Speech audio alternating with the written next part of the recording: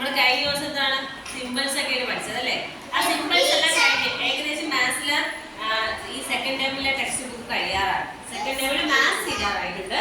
അപ്പൊ നമ്മള് നമ്പേഴ്സ് 9 ആണ്. നമ്പർ അല്ല, നമ്പേഴ്സ് 9 ആണ്. നമ്പേഴ്സ് 9 എന്ന് വെച്ചാൽ എന്താണ്? ഏതാണ് നമ്പേഴ്സ് 9? സ്പെല്ലിംഗ് നമ്പേഴ്സ് 9 എഴുതണം. ONV1 TWO2 അങ്ങനെ നമ്മൾ പഠിക്കുന്നതല്ലേ നമ്പേഴ്സ് 9. അങ്ങനെയല്ലേ? ഓരോ നമ്പേഴ്സിന് 9 നമ്മൾ സ്പെല്ലിംഗ് ഉൾപ്പെടെ എഴുതുന്നതാണ് നമ്പേഴ്സ് 9 അല്ലേ? അപ്പൊ നോക്ക്, ഇവിടെ ആയിട്ട് കുറെ പിക്ചറുകൾ കൊടുത്തിട്ടുണ്ട്. ഫസ്റ്റ് കൊടുത്തേക്കുന്ന പിക്ചർ എന്ന് വെച്ച് കഴിഞ്ഞാൽ ഒരു സ്റ്റാർ ആണ്. എല്ലാവരും ടെക്സ്റ്റ് ബുക്ക് നോക്കിയേ, ഒരു സ്റ്റാർ ആണ് കൊടുത്തേക്കുന്നത്. തൊട്ടടുത്തായിട്ട് ഒരു കോളത്തില് എത്ര സ്റ്റാർ ഉണ്ട് അവിടെ?